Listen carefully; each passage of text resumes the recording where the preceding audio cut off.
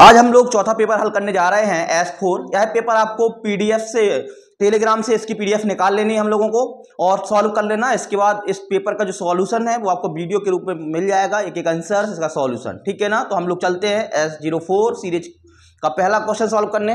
पहला क्वेश्चन है आपका, यदि cos a बराबर 12/13 और sin b बराबर 24/25 है तो tan a माइनस बी का मान क्या होगा। इफ cos a बराबर 12/13 एंड sin b बराबर 24/25 then find the value of tan a minus b। आप समझिएगा, आपको क्या करना है, यहाँ पर tan a माइनस बी पूछा गया है और cos a दिया गया है। क्या दिया गया बेटा, cos a बराबर दिया गया है 12/13 और sin b बराबर दिया गया है, sin b बराबर दिया गया है 24/25। तो कह रहा tan a माइनस बी का मान क्या है, तो tan a माइनस बी के लिए हमें tan a माइनस बी का सूत्र चाहिए होगा। tan a माइनस बी की वैल्यू क्या होती है, tan a minus tan b क्या होता है बेटा, tan a minus tan b बटे 1 plus tan a tan b कितना होता है, 1 plus tan a tan b। बात क्लियर हो पा रही है। अब आप तो देखना है यहाँ पे, जैसे हम यहाँ पे एक ट्रायंगल का निर्माण करें तो अगर ये कोण मान है तो cos a बराबर जो होगा वो आधार बटे कर्ण होगा, बेस बाई हाइपोटेनस। तो बेस कितना हो गया 12, हाइपोटेनस 13, 12 13 का ट्रिपलेट के लिए तीसरा आएगा आपका 5, तो 12 5 13 का ट्रिपलेट बनता है। इस बात को आपको याद रखना होगा। इसके बाद अगर देखें साइन बी के लिए तो आपको कुछ नहीं करना, जैसे आपने बनाया तो यहाँ बी मान लिया करो, जो बी है तो यहाँ बी मानेंगे। बी के लिए क्या होगा, बी के लिए लंब साइन बी बराबर होता है, साइन थीटा बराबर होता है लंब बटे कर्ण। लंब बटे कर्ण, लंब कितना है इसका 24, कर्ण कितना हो जाएगा 25। अब 24 25 का इसका जो ट्रिपलेट होगा वो कितना हो जाएगा 7 हो जाएगा, ट्रिपलेट हो जाएगा 7। तो अब आप समझिएगा यहाँ tan a की वैल्यू कितनी होगी, tan a की वैल्यू अगर निकाली जाए तो 5 बटे कितना हो जाएगा 12। tan a बराबर होता है perpendicular upon base, perpendicular upon base लंब बटे आधार। तो tan a की वैल्यू जो रखना है वो रखना है 5 बटे 12 माइनस tan b की जो वैल्यू रखना है वो 24/7 रख देंगे, 24 बटे कितना रख देंगे 7 रखेंगे, माइनस 1 प्लस 5 बटे 12 इंटू कितना हो जाएगा हमारे पास, इंटू हो जाएगा tan b की वैल्यू, tan b की कितनी हो जाएगी 24/7, कितना हो जाएगा 24/7। इसको आप सॉल्व करना है आपको, है ना। इसको जो सॉल्व करेंगे तो आपका डी ऑप्शन आएगा माइनस 253/204। इसको सॉल्व कर लीजिएगा। इसका जो डी ऑप्शन दिया गया है वो आएगा माइनस 253/204। इसका ये वाला डी ऑप्शन इसका क्या होगा बेटा, सही होगा। तो गुणा भाग तो अपने लेवल पे आपको करना ही पड़ेगा।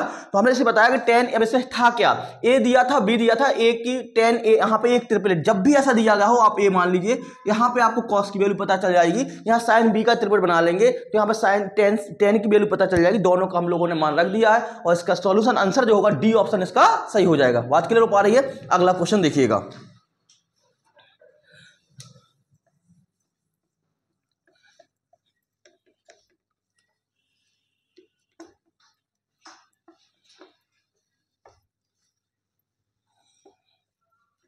अगला क्वेश्चन लिखा गया है, एक टेबल का अंकित मूल्य 4800 रुपए है, दुकानदार 10% की छूट पर देता है और 8% का लाभ अर्जित करता है। यदि कोई भी छूट नहीं दी जाती तो लाभ परसेंट क्या होता। वो मार्केट प्राइस की बात कर रहा है। देखो आपको जो कॉन्सेप्ट इसमें लगाना है, क्वेश्चन नंबर 2 है, तो यहाँ पे एमपी, एसपी और सीपी, आपका सवाल कभी गलत हो ही नहीं सकता है। खरीदेंगे, उस पर अंकित मूल्य आप प्राइस करेंगे, फिर उस पर क्या करेंगे आप डिस्काउंट दे देंगे। एमपी पर अगर डिस्काउंट दे दिया, हम लोग छूट दे दी, डिस्काउंट परसेंट दे दिया, इसके बाद जो आएगा वो एसपी आएगा। एसपी से सीपी के क्या होगा, प्रॉफिट होगा या लॉस होगा। दो ही काम हो सकते, प्रॉफिट होगा या लॉस परसेंट होगा। अब आपको कह रहा है सवाल, एक टेबल का अंकित मूल्य 4800 रुपए है, इसका मार्केट प्राइस जो है 4800 रुपए है। कितना है बेटा 4800 रुपए। 10% की छूट देता है, 10% की अगर छूट देगा तो कितना 10% का डिस्काउंट दे रहा है। अब आपको बताइए एसपी कितना बचेगा, तो 4800 का 90/100 बचेगा, मतलब 9/10 बचेगा। 10% होता है 1/10। अब अगर 10% की छूट दे दी है कितना बचेगा, 9/10 बचेगा। आगे क्या कह रहा है, एंड गेंस 8% और लाभ 8% कमा रहा है। अगर 8% लाभ कमा रहा है, 8% क्या कमा रहा है, लाभ कमा रहा है, प्रॉफिट जो हो रहा है, इसको लॉस नहीं हो रहा है, यहाँ पे प्रॉफिट हो रहा है, तो हम यहाँ क्या लिख देंगे, प्रॉफिट जो हो रहा है वो 8% का हो रहा है। अब अगर सीपी का अनुपातिक मान जो होता है वो 100 होता है, याद रखिएगा। तो यहाँ पे सीपी चाहिए, हमारे पास एसपी इतना है, एसपी इतना है, तो हमारे पास हो जाएगा 4800 का 9/10 ये एसपी था, इसको हमको सीपी में बदलना है। तो 8% का अगर हमको प्रॉफिट हो रहा है तो सीपी का अनुपातिक मान कितना होता है बेटा 100 होता है बटे 100। 8% का भाग हो रहा तो 1 बटे कितना हो जाएगा 8। अगर देखो एसपी से सीपी निकालना है तो बहुत इंपॉर्टेंट तरीका है कि आपको क्या करना है, परसेंट 8% आपका लाभ दिया गया था तो सीपी का अनुपातिक मान 100 होता है। सीपी कहां से निकलता है 100, तो सीपी के सामने कितना रख देंगे 100। अब लाभ होगा तो 108 कर देंगे, अगर हानि होती तो यहां पे क्या कर देते हम लोग -8 कर देते हैं ना, 92 हो जाता। बात क्लियर हो पा रही है। तो यहां पे अगर देखें सीपी और एसपी के संदर्भ में देखा जाए, सीपी का अनुपातिक मान 100 होता है तो यहां पे हम लोग सॉल्व कर सकते हैं। 1 0 से 1 0 कट जाएगा। यहां से अगर देखें तो 12 4 48 है ना, यहां पे आपका आ जाएगा 4000। सीपी इसका था, इस वस्तु का मूल्य 4000 रुपए था।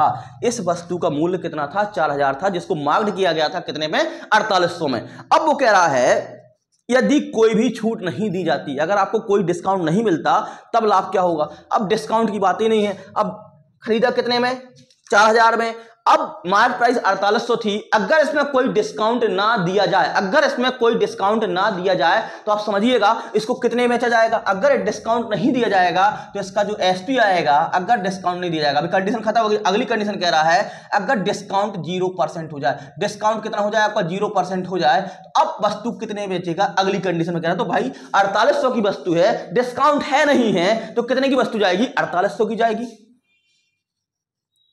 4000 में आपने खरीदी थी और डिस्काउंट नहीं दिया तो 4800 में आपने बेच दी। कितने का लाभ हुआ आपका 800 का लाभ होगा। कितने का लाभ होगा बेटा 800 का। तो हमें नया प्रॉफिट जो परसेंट निकालेंगे, प्रॉफिट परसेंट निकालेंगे, कितना आएगा 800 का लाभ हुआ। कहां से हो गया 4000 से, इंटू कितना हो जाएगा 100%। बात क्लियर हो पा रही होगी। यहां पे अगर 2 0 काट दे 4 20% आ जाएगा। कितने परसेंट आ जाएगा 20% का लाभ। अगर डिस्काउंट ना दिया जाता तो उसको कितने का लाभ हो जाता 20% का लाभ हो जाता। बात क्लियर हो पा रही है। अगला क्वेश्चन देखिएगा 3 नंबर। तो इसका ऑप्शन हो जाएगा सी वाला, 2 का हो जाएगा सी।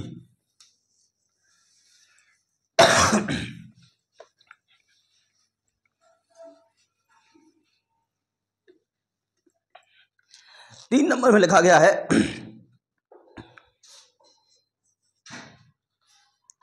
12 और 30 के तीसरे अनुपातिक में। इसको देखो दोनों अगर विधियों से देखा जाए, एक तो आप जानते हैं 12 और 30 का मान लो, 12 और 30 का तीसरा अनुपातिक हमने x मान लिया। तो तीसरा अनुपात जो इनका रेशियो होगा वही इनका रेशियो होगा। तो कैसे निकालते हैं हम लोग 12/30 बराबर कर देंगे 30/x। जो इन दोनों का रेशियो होगा, जो इन दोनों का रेशियो होगा वही इन दोनों का रेशियो होगा। तो 12/30 बराबर हो जाएगा 30/x। तो 6 दूनी 12, 6 पंचे 30, यहाँ हो जाएगा 15, x बराबर हो जाएगा 75। इसका जो तीसरा अनुपातिक आएगा वो कितना आएगा बेटा 75 आएगा। दूसरा स्थिति कह रहा है 9 और 25 का माध्य, 9 और 25 का माध्य मतलब माध्य अनुपातिक। तो अगर 9 25 का माध्य मान लिया y, माध्य का कह रहा है 9y और 25 बीच का हो गया। तो इसको अगर दोनों को लगा दें तो यहाँ हो जाएगा 9y का वही रेशियो होगा जो 25/y का y/25 का होगा। इन दोनों 9/y बराबर क्या हो जाएगा y/25। तो y इसका बराबर हो जाएगा 9 × 25। तो y बराबर हो जाएगा, इसका आएगा 3, 5 5 3 कितना हो जाएगा 15। एक काम कैसे निकाल सकते हैं डायरेक्ट। अगर देखें तो जीपी गुणोत्तर श्रेणी में क्या होता है, सर्वांतर अगर देखें इसको हम डायरेक्ट लगाएं, अगर ए बी सी गुणोत्तर श्रेणी में है या अनुपात में है तो बी स्क्वायर बराबर होता है ए सी। डायरेक्ट इससे भी आप इस फॉर्मूला को यूज कर सकते हैं, कई लोगों ने किया होगा। बी स्क्वायर बराबर ए सी, बी स्क्वायर बराबर ए सी। तो इसमें भी लगा देते वाई स्क्वायर बराबर 25 गुणा 9, डायरेक्ट निकल आता वाई स्क्वायर बराबर 25 गुणा 9। तो वाई बराबर हो जाता 15, वाई बराबर कितना हो जाता 15। ऐसे भी आप कर सकते थे, ठीक है ना। अब हम लोग बात करते हैं, क्या पूछा गया कि अनुपातक के बीच का अनुपात 12 और 30 के तीसरे अनुपातिक जो हमने निकाल लिया है 75, और 9 और 25 के माध्य अनुपातिक के बीच का अनुपात, तो इनका रेशियो चाहिए था। तो रेशियो जो निकालेंगे तो कितना आएगा 75 अनुपातिक कितना हो जाएगा 15 हो जाएगा। तो 15 5 75, 5:1 हो जाएगा। कितना हो जाएगा 5:1। ऑप्शन हो जाएगा बी इसका सही। बात क्लियर हो पा रही है। अगला देखिएगा 4 नंबर।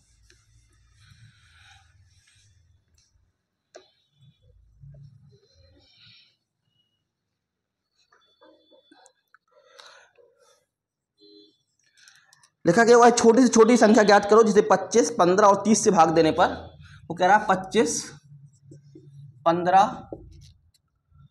और 30 से भाग देने पर शेषफल क्रमशः बच रहे हैं 21, 11 और 26। तो कह रहा है छोटी से छोटी संख्या बताना है। ऐसे सवालों में आप ऑप्शन से जाइएगा। कहाँ से जाइएगा? ऑप्शन से। ऑप्शन जो लिखे गए उसको हम डिस्कस कर ले रहे हैं। 146, दूसरा ऑप्शन लिखा गया 154, तीसरा लिखा गया 150 और डी लिखा गया 300। वो कह रहा है अगर 25 से भाग देने पर 21 शेषफल बचना चाहिए। 25 का भाग दे दो तो 25 पंचे 125, यही 21 एक शेषफल बच रहा है। ठीक है, एक तो ये वाला हो सकता है, इससे छोटा देख लो कोई हो तो नहीं रहा है। 25 अगर भाग देंगे, 25 का भाग देंगे 25 छक्का 104 से सोचेगा तो ये आंसर हो सकता है क्या? नहीं हो सकता, क्योंकि मैं कितना चाहिए था? 4 से चाहिए था। 25 का भाग देंगे 150 में तो 25 छक्का 100, कोई शेष बच रहा था? 21 नहीं बच रहा था, ये भी नहीं हो पाएगा। 25 का भाग इसमें भी देंगे तो 25 से कम 25 हो जाएगा, फिर आपका 25, ये भी नहीं हो पाएगा। आंसर क्या हो जाएगा आपका? 146। बहुत आसानी से अगर ऑप्शन से लगाएंगे तो आसानी से क्वेश्चन लग जाएगा। अगर मान लो ऑप्शन से ना आ पाता, अगर ऑप्शन से कोई समस्या आती, कहते हैं अंकों का योग बताइए, अंकों का गुणन बताइए, तो आप क्या करते हैं यहाँ पे? उस विधि को समझिए। अभी तो आप अगर डायरेक्ट कहा है संख्या बताइए तो संख्या निकाल सकते नहीं निकाल सकते आप, ठीक है ना। अगर आप देखें अब आपको तो इसमें अंतर कितने का? 4-4 का डिफरेंस आ रहा है, सब में 4-4 का डिफरेंस आ रहा है। कितने का डिफरेंस आ रहा है? 4-4 का। तो 25, 15 और 30 का एलसीएम लेंगे। 25, 15 और 30 का लेंगे एलसीएम। तो एलसीएम कितना आ जाएगा इसका बेटा? 150। एलसीएम कितना आ जाएगा? 150। सब में कितने कितने का अंतर है? 4-4 का। देखो अलग अलग है। अगर यही कहता सब में समान अंतर आता तो हम सब जोड़ देते, याद रखिएगा। लेकिन जब अंतर की बात आती है तो हम क्या करेंगे? 21 बच रहा है, इसमें 11, इसमें 26। तो अब हम लोग क्या करेंगे? जो डिफरेंस आ रहा है, डिफरेंस को यहाँ पे क्या करेंगे? डिफरेंस को यहाँ पे क्या कर देंगे? घटा देंगे तो आ जाएगा 146। कितना आ जाएगा? 146। यही आपका क्या हो जाएगा? आंसर हो जाएगा। तो इसका आंसर होगा ए। चौथे का क्या हो जाएगा बेटा? ए। बात क्लियर हो पा रही है? अगला देखिएगा।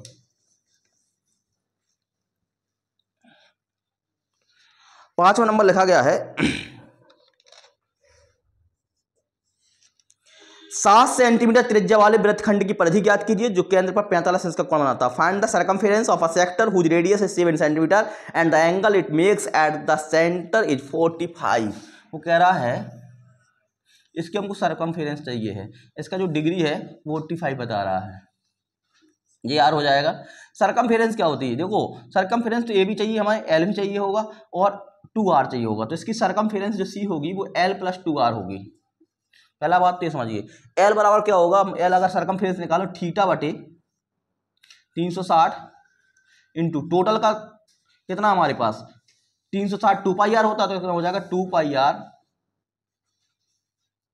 कितना हो जाएगा बेटा? 2πr + 2r। बस यहाँ पे वैल्यू रख दीजिए 45 बटे कितना आएगा? 360 इंटू 2 इंटू 22/7 इंटू, देखो 22 पाई के रूप में तो लिखा नहीं गया, 10 इसको क्या लिख देंगे? 7 + 7 दूनी कितना हो जाएगा? 14। काट दीजिए 45, ये 8 बार चला जाएगा, 2 4 7 से 7 कट जाएगा, 2 दूनी 4 2 11, यहाँ बचेगा कितना? 11/2। 11/2 मतलब हो जाएगा 5.5 + 14, 14 5 19.5 हो जाएगा। 19 कितना हो जाएगा? 5 हो जाएगा। बात क्लियर हो पा रही होगी? तो इसकी सर्कमफेरेंस कितनी होगी? 19.5 होगी। देखो अगर पूछता चाप की लंबाई तो चाप की लंबाई ये कांटेदार वैल्यू होती है आपकी एल की, लेकिन जब सर्कमफेरेंस पूछेगा तो इसको भी जोड़ना पड़ेगा और इसको भी जोड़ना पड़ेगा। यार बात याद रखिएगा, पूछेगा लघु चाप की लंबाई क्या है, आपकी स्मॉल आपकी आर्क की लंबाई क्या है, तो आप एल निकाल लेंगे। लेकिन जब सर्कमफेरेंस पूछने लगेगा तो आपको दोनों त्रिज्याओं का भी योग करना पड़ेगा। इसका ऑप्शन हो जाएगा आपका ए वाला 19.5 सेंटीमीटर। अगला सवाल है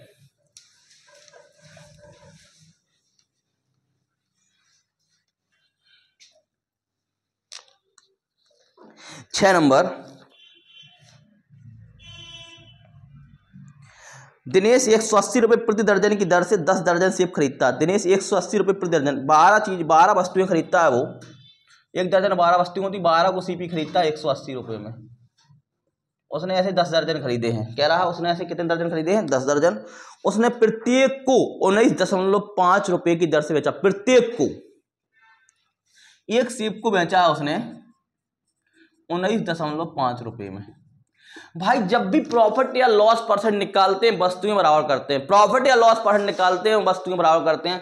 यहां एक वस्तु का विक्रय मूल्य दिया गया 19.5 और एक वस्तु का, यहां से एक वस्तु का सीपी कितना होता है आप ये निकाल लीजिएगा। तो 12 एकम 12, 12 पंचे 60, 15 रुपये हो जाता। एक वस्तु खरीदी जाती 15 में, एक वस्तु बेची जाती 19.5 में, प्रॉफिट परसेंट निकाल सकते हैं। देखो यार रुपया नहीं निकालना, रुपया निकालते तो पूरा 10 वस्तु 10 दर्जन लिए जाते, यहाँ पे परसेंटेज निकालना। परसेंटेज निकालने के लिए आपको वस्तु बराबर करना है। एक वस्तु को खरीदा गया था 15 में, एक वस्तु को बेचा गया 19.5 में, प्रॉफिट हो गया। खरीदा था 15, बेचा 19.5 में, 15 4 19, 4.5 का प्रॉफिट हुआ। कहां से हुआ? 15 से हुआ, गुणा कितना हो जाएगा? 100%। यहाँ जीरो लगा देंगे, 15 एकम 15, 15 3 45, यहाँ से कट जाएगा, बराबर हो जाएगा 30%। कितना हो जाएगा बेटा? 30%। प्रॉफिट परसेंट जो आएगा वो कितना आएगा? 30% आएगा। तो बहुत आसानी से आप लगा सकते हैं ये ऑप्शन। जो 10 दर्जन दिया गया है, बहुत सारी बातें बताई हैं, तो वो सब आपको कंफ्यूज करने के लिए दिया गया है। तो परसेंटेज जब निकालना तो कोई इसमें समस्या ही नहीं थी, बस्ती बराबर कर दो भाई, है ना, बस्ती बराबर की सवाल निकल आएगा।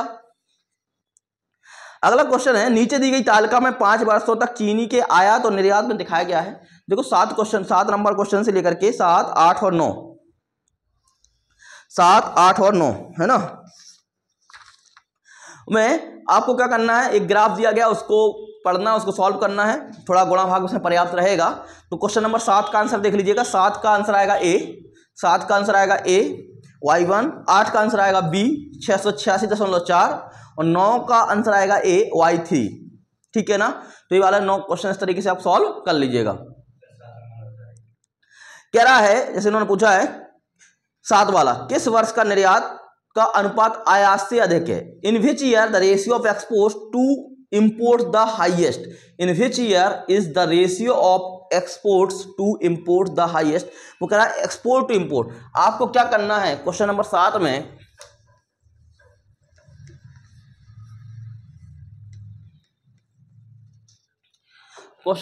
में लिखा गया है किस वर्ष, तो अनुपात पूछ रहा है export to import, exports to import का रेशियो पूछ रहा है। आप निकाल लो, y1 का कितना होगा? y1 का होगा 465/508। जो y1 के लिए है, किसके लिए है? जो y1 का है, ठीक है ना।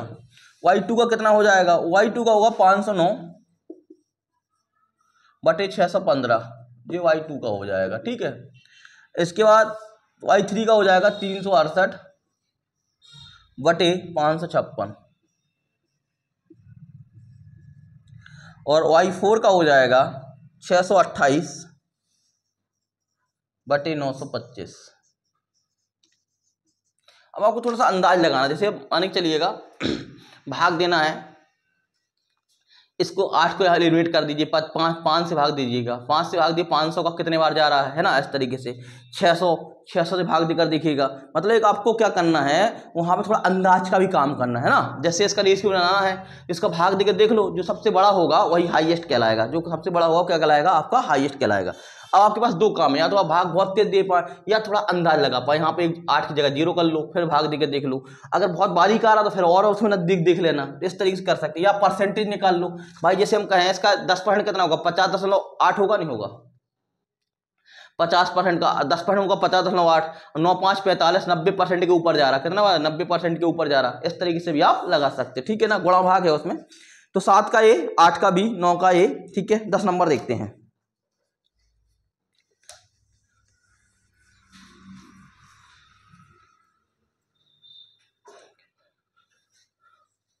दस नंबर क्वेश्चन लिखा गया, 70 से छोटी अभाज्य संख्या कितनी है? 70 से छोटी अभाज्य संख्या कितनी है, इसको हमें समझना है। तो 70 से छोटी जितनी संख्या होंगी, अभाज्य संख्या होंगी, तो पहले बात समझिए अभाज्य संख्या क्या होती है। इस कॉन्सेप्ट में 3 प्रकार की संख्या मिलती है हमको, इसको याद रखिएगा। एक मिलती यूनिट नंबर, यूनिट डिजिट की बात नहीं कर रहे हम लोग, यूनिट नंबर की बात कर रहे हैं। एक मिलता है हमको प्राइम नंबर, एक मिलता है कंपोजिट नंबर। क्या मिलता है? 3 नंबर मिलते हैं। अगर इस कॉन्सेप्ट में देखा जाए, भाज्य अभाज्य, इसको कहते हैं इकाई संख्या। प्राइम संख्या को कहते हैं अभाज्य संख्या और कंपोजिट को कहते हैं भाज्य संख्या।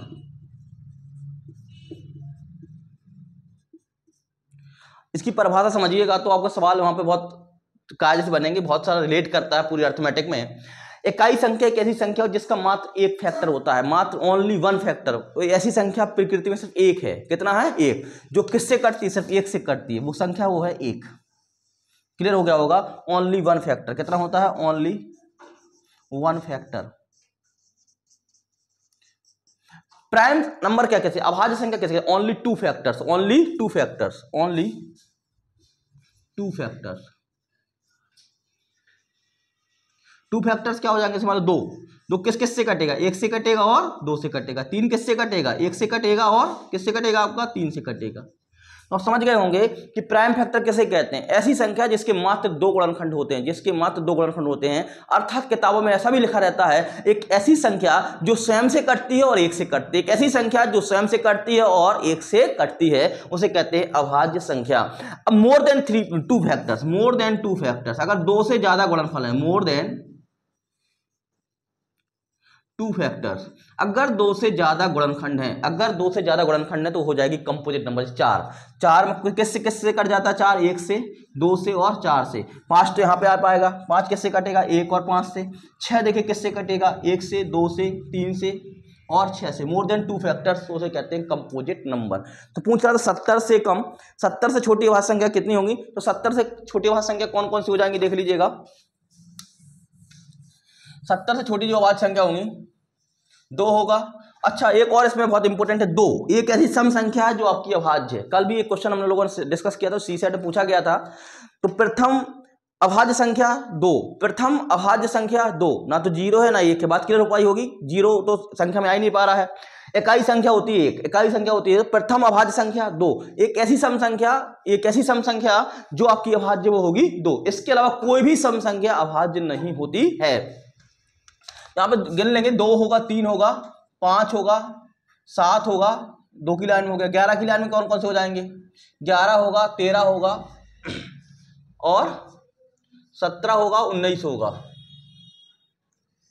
इसके बाद अगर देखें हम लोग 23 हो जाएगा। अगर देखना, देखो आपको विषम नंबर देखिए, 21, 23, 22 वाला देखिए मत, 21 देखिए, 25 वाला मत देखिए, 5 से भाज्य हो जाएगा। तो आपको 4-5 नंबर देखने पड़ते हैं, जिसमें 23 हो जाएगा और 29 हो जाएगा। इसके बाद कितना हो जाएगा? 31 हो जाएगा और 37 हो जाएगा, 41 हो जाएगा, 43 हो जाएगा और 47 हो जाएगा। तो यहाँ पे कितने हो गए हमारे पास? 4, 4, 8 और 4 तिहाई 12, 12 3 कितना हो गए? 15। अब 47 का 70 तक पूछा है, 70 तक पूछा तो और कौन से हो जाएंगे भैया? इसके बाद हो जाएगा 53, 59, 61 और 67। तो आप अगर काउंट करेंगे तो कितना हो जाएंगे? 4, 4, 8, 4 3 12, 12 3 15, 15 4 19, 19 संख्या होंगी 70 से, है ना? याद रखिएगा। 100 तक में कितनी अभाज्य संख्या होती हैं? 25। 100 तक में कितनी होती है? 25 अभाज्य संख्याएं होती हैं।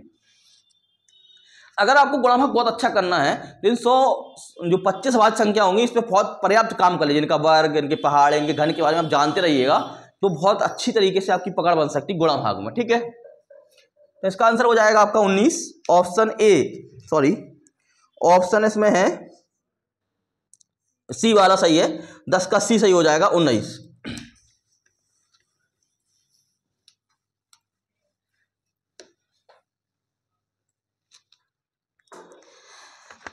11 कह रहा है x के किस मान के लिए 7 अंक की संख्या एक लिखी गई है, एक 7 अंक की संख्या लिखी गई है 55, 350 x2, ये 72 से विभाज्य करना है। तो 72 से विभाज्य करने के लिए 8 और 9 से विभाज्य होना चाहिए। 72 से विभाज्य करने के लिए दोनों को प्राइम होना चाहिए, 8 और 9 से विभाज्य होना चाहिए। 9 की विभाज्यता करनी बहुत आसान से लगा लेंगे। अंकों का योग किससे विभाज्य होना चाहिए? 9 से। या डिजिटल सम किससे विभाज्य होना चाहिए? 9 से। डिजिटल सम लगा लो, 5 5 10, 10 का कितना हो जाएगा? 1, 1 और 3 4, 4 और 5 9, 9 का मतलब 0 छोड़ दीजिए, यहाँ बचा 2, तो यहाँ कितना होना चाहिए? 7। एक्स रहा कितना हो जाएगा? 7 हो जाएगा। तो आपका आंसर आ जाएगा। ठीक है ना? अब जो जिसको अगर डिजिटल सम नहीं आता तो उसको क्लास करनी पड़ेगी पर्याप्त, है ना? पूरा नंबर सिस्टम समझना पड़ेगा। डिजिटल सम क्या है? दो अंकों को जोड़ देना, आपस में जोड़ देना। मान लो 10 लिखा, 10 को आपस में जोड़ेंगे 1 हो जाएगा। 11 लिखा तो क्या हो जाएगा? 2 हो जाएगा। 12 लिखा कितना हो जाएगा?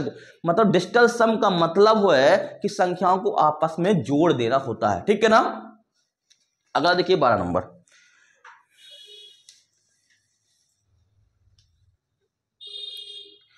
12 नंबर में लिखा गया है, एक संख्या लिखी 11 12 14, 11 12 14 15 x+1 और x+3। इसके बाद और भी लिखी गई संख्या 20 22 23 25 और 27। कह रही कि माध्य का इसकी 17 है। देखो अब एग्जाम में, एसएससी के एग्जाम में आपका स्टेटिस्टिक वाला मीन मीडियन मोड प्रायिकता वगैरह पूछने लगा है, तो उसी आधार पर क्वेश्चन लिया गया है। तो एक्स का मान चाहिए। अगर मध्य का है, देखो अब मध्य का क्या होगी, इसमें कितने पद हैं, 1 2 3 4 5 6 7 8 9 10। अगर 10 पद हैं तो इसके बीच के दो पदों का एवरेज, बीच के दो पदों का एवरेज इसकी क्या कहलाएगा, मध्य का कहलाएगा। बस एवरेज निकाल दीजिएगा। तो x+1 प्लस x+3/2 बराबर कितना है 17। तो 2x+4 बराबर 34 हो जाएगा, 2x बराबर 30 हो जाएगा। तो x बराबर कितना आएगा आपका 15। तो x की वैल्यू जो आएगी वो बेटा 15 आएगी। तो इसका ऑप्शन हो जाएगा आपका बी फॉर बॉल। ठीक है ना। 13 नंबर देखिएगा, हो गया जी वाला।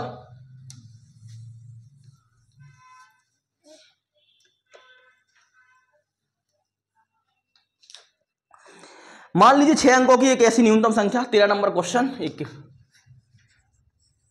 जो सीपीयू ऐसा क्वेश्चन लिया गया है। 13 नंबर देखिएगा, लिख रहा है मान लीजिए 6 अंकों की एक न्यूनतम संख्या n है। 6 अंकों की एक न्यूनतम संख्या n है, तो हम ऐसा लिख सकते हैं इसको, 6 अंक चाहिए हमको। 6 अंकों की एक न्यूनतम संख्या कितनी है, n है, जिसे इस संख्या को किस किस से भाग दे रहे हैं। n का मान है 6 अंकों की एक संख्या, इसके साथ कुछ और भी लिखा है।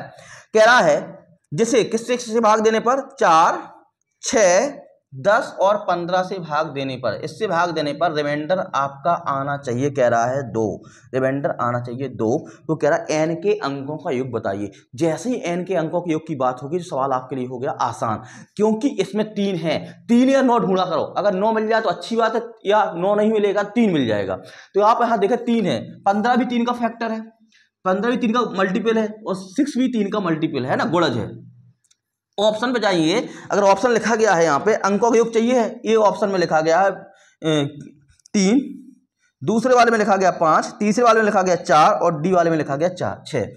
वो कह रहा है प्रत्येक में 2 शेष बचना चाहिए, प्रत्येक में 2 शेष बचना चाहिए। अंकों का योग में अगर 3 की विभाज्यता का नहीं होता, अंकों का योग 3 से विभाज्य हो जाए। अगर 2 शेष है तो 2 को घटा दो, पहले इसमें से अतिरिक्त है ना, इसमें एक्स्ट्रा 2 घटा दो सब में। अगर 2 घटाएंगे तो यहाँ 1 बचेगा, यहाँ पे 3 बचेगा, यहाँ पे 2 बचेगा, यहाँ पे कितना बचेगा 4 बचेगा। अब 3 से विभाज्य संख्या कौन सी है, सिर्फ 3 है। 3 से विभाज्य संख्या और कौन सी है, 3 है। तो आंसर क्या हो जाएगा 5। इसका मतलब अंकों का योग इसका 5 रहा होगा, जिसमें 2 घटा देंगे तो कितना बचेगा 3, और 3 से डिवाइड हो जाएगा। अब दिमाग में चल रहा होगा बेटा आपके कि सर 2 ऑप्शन अगर ऐसे आ जाते तो कैसा होता।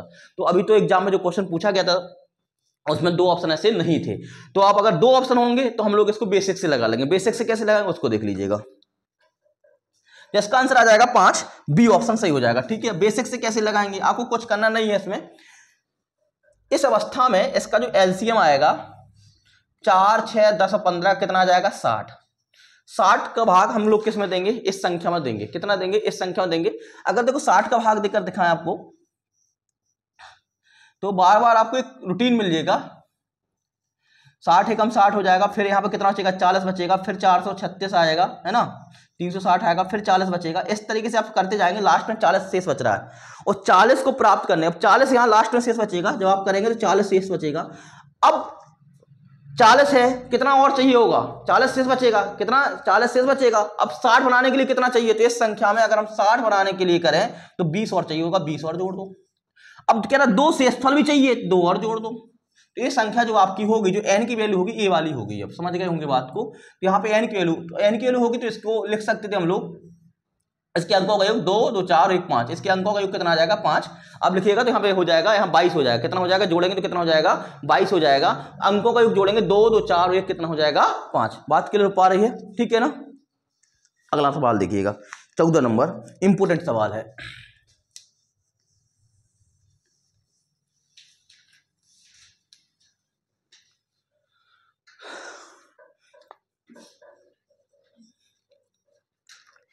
चौदह नंबर सवाल लगाने के पहले इस बात को ध्यान रखिएगा, 1 से लेकर 9 तक में अंकों का नंबर, ये बात हमेशा याद रखिए। 1 से लेकर 9 तक लिखने में कितने अंकों का योग प्रयोग करते हैं, 9।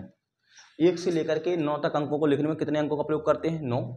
1 से लेकर के 99 तक लिखने में कितने अंकों का प्रयोग करते हैं? 189। कितने अंकों का प्रयोग करते हैं? 189, 981। 1 से लेकर 999 तक लिखने में कितने अंकों का प्रयोग करते हैं? 2। 9 से 27 ऐसे ही हो जाएगा, 2 8 2889, 2889। 1 से लेकर 999, यहाँ कितना करेंगे हम लोग? 3 888 याद करने का बहुत अच्छा तरीका है। कुछ नहीं है तो 9 अकेला, 1 है तो 1 8 होगा, 2 है तो 2 बार 8 होगा, 3 है 3 बार 8 होगा, फिर रात को 9 होगा। अगर इतनी बात आपको आती है तो चाहे कंप्यूटर वाले की गिनना हो, कुछ भी गिनना हो, तो आप आराम से सवाल लगा सकते हैं। अब पूछा गया था, देखो इसमें सवाल में पूछा गया है, हो गया जी वाला। अब सवाल में पूछा गया कि ऐसी संख्या लिखी गई 1 2 3 आगे लिख रही है, इसमें 3009 डिजिट्स का यूज किया गया। 3009 डिजिट्स का यूज किया गया। देखो 3009 तक नहीं लिखी गई, 3009 डिजिट्स का यूज किया गया। अगर हम आपसे कहें कि 1 से 999 तक लिखने में कितने अंकों का प्रयोग होगा? 1 से लेकर 999 तक कितने अंकों का प्रयोग होगा? 2889। इसमें तो 3009 डिजिट्स हैं, इसमें तो कितने डिजिट्स हैं? 3009 डिजिट्स हैं। इसका मतलब ये संख्या 999 के ऊपर जाएगी नहीं जाएगी? इसका मतलब ये संख्या 999 के ऊपर जाएगी। इसका मतलब है इसके में से कितना घटा दें? 2889 घटा दें। 2889 अगर इससे घटा दें तो हमारे पास होगा 0, 10 में से 8 गया 2, यहाँ बच गई। 120 डिजिट और लिखना है। 100 ये संख्या 1 से लेकर के 999 तक लिखी गई। बात क्लियर हो गई है? 1 से लेकर के कहां तक लिखी गई है? 999 तक लिखी गई है। क्लियर हो पा रहा ना? 1 से 9 लिखने पर अगर आप देखें, अब 1 से लेकर के 999 तक लिखने पर, 1 से लेकर 999 तक लिखने पर यूज करते थे 2889 डिजिट्स। अभी हमारे पास 120 डिजिट एक्स्ट्रा है। अब जो नंबर आएगा वो 4 अंक का होगा। कितने अंक का होगा? 4 अंक का। 4 का भाग दे दो इसमें, कितने अंक का होगा? 4 के। तो 4 का भाग दे दो तो 120 में अगर 4 कर दें तो कितने डिजिट और लिखना पड़ेंगे? 30 डिजिट और लिखना पड़ेंगे। कितना लिखना पड़ेगा? 30 डिजिट। मतलब 1000 इस तरीके से 1001 आएंगे 4 के। कितने पेयर आएंगे आपके? 30 डिजिट हो जाएंगे। अगर 30 इसमें जोड़ दें, 999 अगर 30 जोड़ दें हम लोग, तो कहाँ तक पहुँचेगी संख्या? 9 9 3 12 1 1029 तक पहुँचेगी। अगर 30 डिजिट तो ये 1029 तक लिखी गई थी संख्या। बात क्लियर हो पा रही? ये संख्या कहाँ तक लिखी गई थी? 1029 तक। आपने क्या किया है बेटा? आपने देखा कि 999 तक लिखने में 2889 अंकों का यूज कर चुके हैं हम लोग। अब कितने यूज अंक बचे हमारे पास? 120। अब जो संख्या होगी 4 डिजिट की होगी, 4 डिजिट की होगी। 4 डिजिट में 4 का भाग दे दो, 30 डिजिट और 30 नंबर और लिखना है। जो 30 नंबर लिखे जाएंगे वो 4 डिजिट के होंगे। बस 4 का भाग दिया, 30 डिजिट हो गए। तो अब 30 को जोड़ दो, 999 30 जोड़ेंगे तो 1029 तक हो जाएगा। ठीक है ना? फिर भी समझ में आया तो वीडियो देख लेना। अगला सवाल है, बंटन का माध्य ज्ञात कीजिए। 15 नंबर लिखा गया है। क्लियर हो कोई वाला?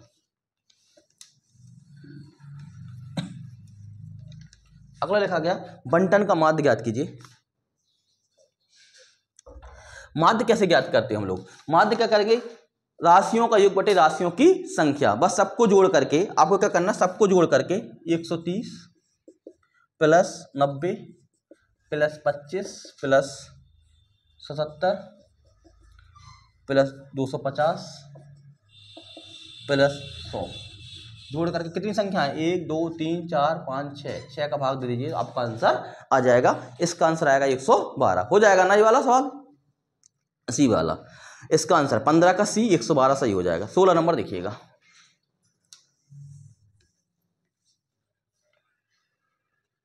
16 नंबर क्वेश्चन रेलवे में पूछा गया है। 1y 3y6 कह रहा 11 से पूर्णतः भाज्य है। 11 की भाज्यता का नियम क्या है? किसी संख्या के सम स्थानों के अंकों का योग और विषम स्थानों के अंकों का योग का अंतर या तो 0 हो या 11 से डिविजुअल हो, वह संख्या किससे भाज्य होगी? 11 से पूर्णतः भाज्य होगी। अर्थात अल्टरनेट लगाना, आपको कुछ नहीं करना। देखो 6 3 9 1 10, y कितना हो जाएगा? 2y। पहले इसको 0 के बराबर कर दिया करो। 2y बराबर हो जाएगा 10, y बराबर आ गया 5। y बराबर कितना आएगा? 5। अगर y के स्थान में 5 रख देंगे तो आपका 11 से पूर्णतः कट जाएगा। ठीक है ना? इसका ऑप्शन हो जाएगा डी। 17 नंबर सवाल मेंस का सवाल है, देख लीजिएगा। हो जाएगा ये वाला।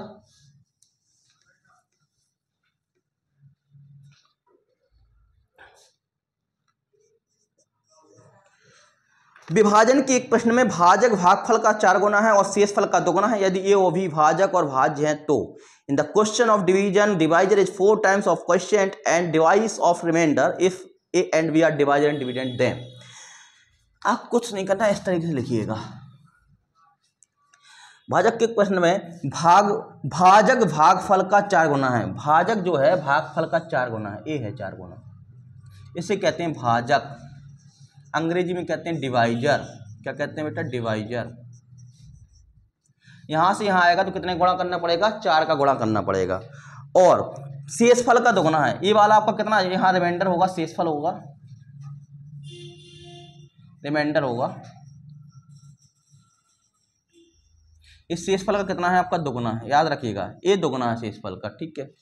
वो कह रहा है ए और बी क्रमशः भाजक और भाज्य हैं। ए क्या है आपका? ए आपका भाजक है, ए आपका भाजक है और बी आपका क्या है? भाज्य है। बी मतलब आपका क्या है? भाज्य। मतलब क्या होता है? डिविडेंड कहते हैं इसको, भाज्य कहते हैं। ये क्या है? बी है। भागफल कहते हैं इसको, क्वोशिएंट कहते हैं। ये वाला क्वेश्चन बना। अगर भैया ए यहां से जाने पर ए हो जाता तो इसके पहले ए कितना रहा होगा बताइए आप? ए बाई 4 रहा होगा। जब 4 का मल्टीप्लाई करने से ये बन रहा, 4 का मल्टीप्लाई करने से कितना बन रहा? ए बन रहा, तो ए कितना रहा होगा आपका? ए बाई 4 रहा होगा। जब इसमें 4 का मल्टीप्लाई करेंगे कितना हो जाएगा? ए हो जाएगा। यहां से यहां तक आने में ए है, तो ये बताइए यहां से आने पर आने पर रिमाइंडर कितना रहा होगा इसका? ए बाई 2 रहा होगा। तो ए बाई 2 में 2 का गुणा करेंगे कितना हो जाएगा? उल्टा पूछा लिया है एक्चुअली में उसने। ए बाई 2 में अगर 2 का गुणा करेंगे कितना हो जाएगा? ए हो जाएगा। अब आप बताइए भाज्य और क्या होता है? भाज्य और होता है भाजक गुणा भागफल प्लस शेषफल। तो भाज्य बी बराबर ए इंटू ए बटे 4 plus A by 2, A by 2 है ना, ये लिखा गया। यहां हो जाएगा आपका बी बराबर ए स्क्वायर प्लस ए स्क्वायर बटे 4। अगर एलसीएम लेंगे यहाँ पे तो यहाँ कितना आ जाएगा? 2a हो जाएगा। कितना हो जाएगा? 2a। अब पूछा क्या गया है?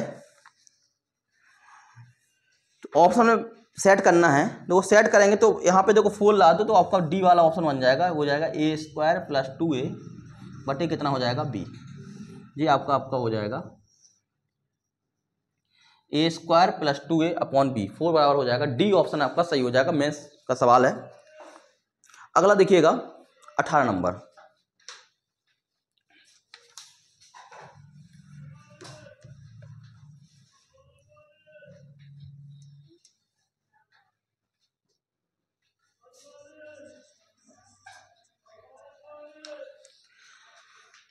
आंकड़ों का परास और बहुलक मान कितना है? आंकड़ों का परास 18 नंबर कह रहा है क्वेश्चन। परास क्या होती है? रेंज क्या होती है? रेंज मैक्सिमम में से मिनिमम घटा दो भैया। तो मैक्सिमम कितना है इसमें? 57। मैक्सिमम कितना है? 57। मिनिमम कितना है? 7। तो इसकी रेंज जो आएगी, परास जो रेंज आएगी वो कितनी आएगी आपकी? 50। ठीक है, रेंज हो गया। बहुलक कितना है इसका? मोड कितना है?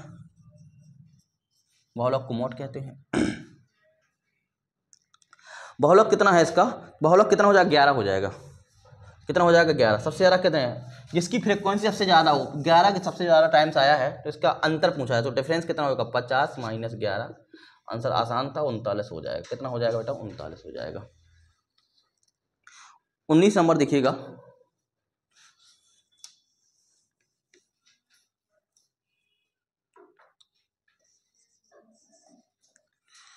%, ऑफ लिखा गया। 32% ऑफ मतलब गुणा लिख दीजिए 22.5 परसेंट बटे क्या? परसेंट के स्थान में क्या लिख सकते? 100 लिख सकते हैं। माइनस 2/3 इंटू यहाँ लिखा गया है क्यू के अंदर 512 इंटू 281 बराबर लिखा गया वाई। वाई की वैल्यू निकालना बहुत आसानी से लग जाएगा। देखो यहाँ पे बटे 0 हो जाएगा। 25 चौको 100, 25 9 225 और भी कट जा रहा होगा। 4 8 32। यहाँ हो जाएगा 8 9 72.10 यहाँ 2/3। एक करनी के अंदर 3 है। देखो करनी के अंदर 512 कितना होगा? 8 का होगा इंटू 9 होगा। बराबर हो जाएगा वाई, 3 तिरका हो जाएगा 9, यहाँ हो जाएगा 7.2 माइनस 8 × 4 = 48। 48 में से अगर 7 घटेगा तो 41 बचेगा, तो 40 कितना आ जाएगा 8, 40.8 का आएगा जी, माइनस का आएगा। देखो जी माइनस का किसका आएगा जी, माइनस का आएगा। ऑप्शन ए वाला आपका सही हो जाएगा 19 का, ठीक है ना। अगला देखिएगा,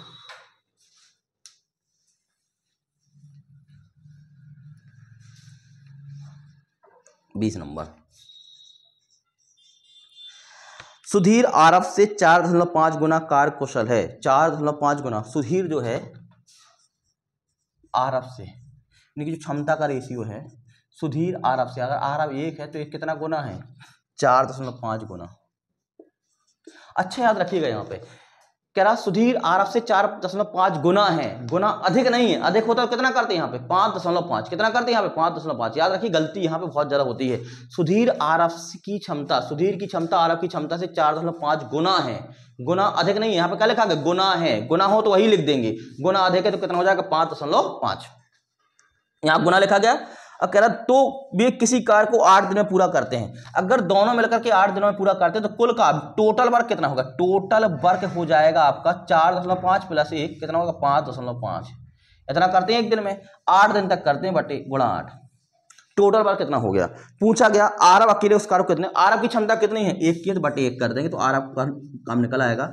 8 × 5 = 40, 8 × 5 = 40, 4 × 44 कितना हो जाएगा। तो आरव उसे करने में कितने लगेंगे 44 दिन। आरव अकेला काम करेगा तो उसको लगेंगे 44 दिन। बात क्लियर हो पा रही है। तो आज का पेपर कंप्लीट हो गया है। तो आप पूरा अपना नंबर जरूर आप लोग डिस्कस कर दीजिए, कमेंट करके बताइए सर हमारा नंबर इतना आ रहा था। तो आप इस चीज़ को लगातार ज्वाइन करते रहिए, तो आपका CGL, CHSL, CPU इन एग्जामों में आपके लिए बहुत लाभदायक है। UPSI वाले भी इसको एग्जाम को ये काम कर सकते हैं, पुलिस कांस्टेबल सबके लिए हो जाएगा। बस इन लोगों को थोड़ा एडवांस पर कम काम करना, ठीक है ना। Thank you so much.